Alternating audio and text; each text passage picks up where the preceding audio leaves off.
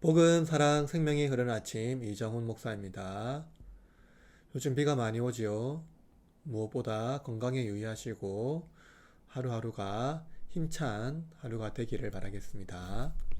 오늘 아침은 이사야 7장 1절에서 9절 말씀이고 근시안을 극복하는 비결이라는 주제로 함께 아침 묵상을 시작하겠습니다. 제 7장. 우시아의 손자요 요담의 아들인 유다의 아하스 왕 때에 아람의 르신 왕과 르말리아의 아들 이스라엘의 베가 왕이 올라와서 예루살렘을 쳤으나 능히 이기지 못하니라. 어떤 사람이 다윗의 집에 알려 이르되 아람이 에브라임과 동맹하였다 하였으므로 왕의 마음과 그의 백성의 마음이 숲이 바람에 흔들림같이 흔들렸더라. 그때에 여호와께서 이사야에게 이르시되 너와 내 아들 스왈야숲은 윗못 수도 끝 세탁자의 밭 큰 길에 나가서 아하스를 만나 그에게 이르기를 너는 삼가며 조용하라. 르신과 아람과 르말리아의 아들이 심히 노할지라도 이들은 연기나는 두 부직갱이 그루터기에 불과하니 두려워하지 말며 낙심하지 말라.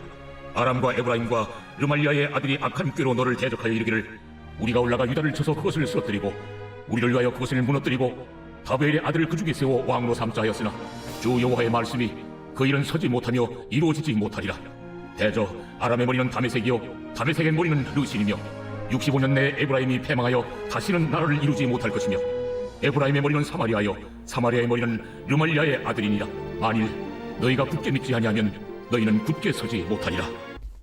먼저 본문의 배경을 설명하겠습니다. 이사야 7장은 기원전 735년에 북이스라엘 왕 베가와 아람 왕 르신의 연합군이 남유다를 침범함으로써 반발한 아수르와 북이스라엘 전쟁을 배경으로 합니다. 당시 남유다는 칫 아수르 정책을 펼쳤고 반아수르 정책을 펼친 두 선두주자인 아람과 북이스라엘이 친아수르 정책을 펼치는 남유다를 못마땅하게 여겨서 침략 전쟁을 벌인 상황입니다. 국제적 위기에 있을 때 하나님보다 아수르를 신뢰한 남유다 왕 아하스의 불신앙의 결과를 이제 보여주고 있는 것이죠. 아하스는 신앙의 원리가 아닌 현실 정치에 대한 근시안적인 안목으로 열강의 도움을 요청하고 의지하는 가식적인 신앙인의 표상입니다. 하나님을 신뢰하지 않는 신앙인의 표상은 위기를 만날 때 그 마음을 보면 알 수가 있습니다. 아하스의 문제는 아수르에게서 벗어나 하나님께로 돌아가야 하는 것입니다. 그러나 아하스는 아람과 에브라임이 동맹을 맺는 것을 듣고는 왕과 백성들의 마음이 숲이 바람에 흔들림 같이 흔들렸다고 말을 합니다.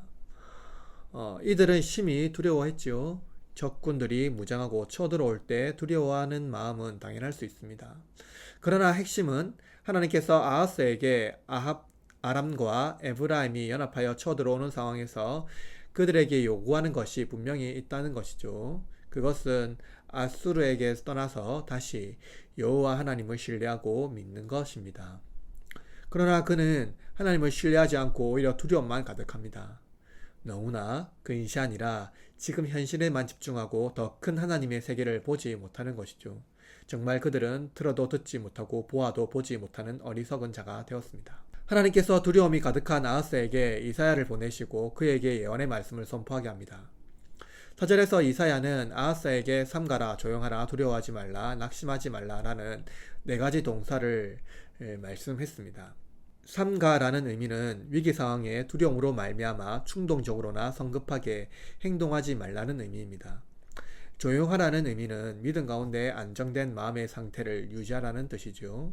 두려워하지 말라와 낙심하지 말라는 큰 사명을 감당하는 사역자가 환난 가운데 있을 때 백성들의 마음과 신앙을 붙잡아주는 대표적인 하나님의 말씀입니다. 히브리어 원문에 이 동사가 영속적으로 나열되어 있는데요. 그것은 외적인 위기와 어려움 중에 있을지라도 절대적 주권자 하나님을 굳게 의지하고 신뢰할 것을 극적으로 강조하고 있는 것입니다.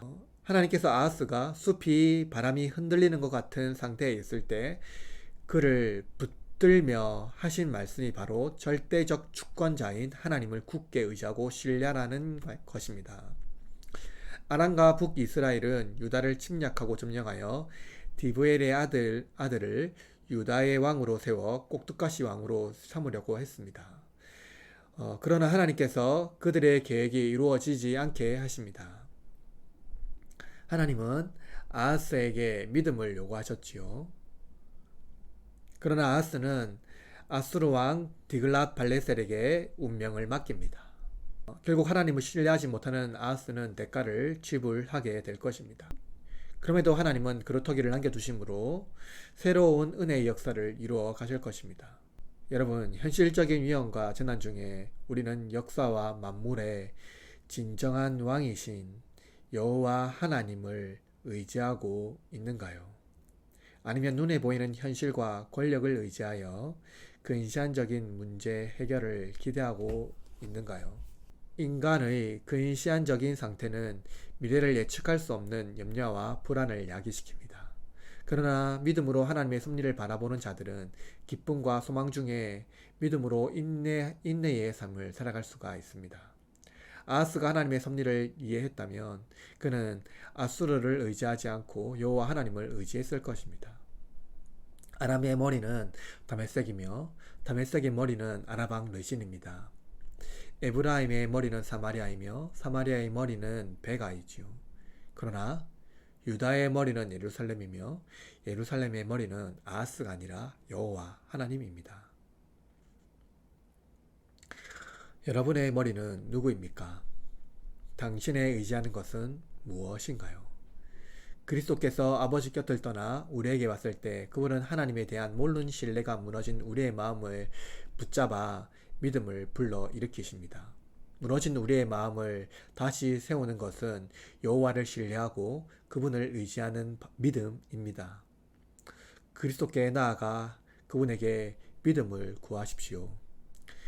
그리스도께서 기쁨으로 여러분의 믿음을 굳게 세워 주실 것입니다.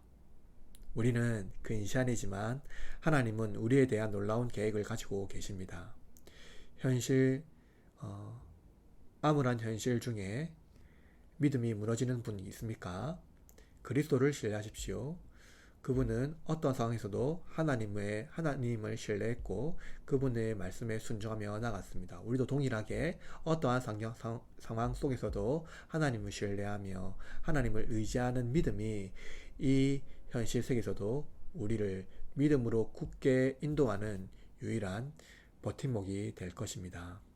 그리고 그것이 여호와를 신뢰하는 것이 우리의 마음에 온전한 샬롬을 심어 주실 것이고 인도해 주실 것입니다. 비록 우리는 근시안이지만 하나님께서 우리의 눈을 밝혀 보이게 하심으로써 믿음으로 굳게 세우는 그런 복된 하루가 되길 바라고 여러분의 하루를 응원합니다.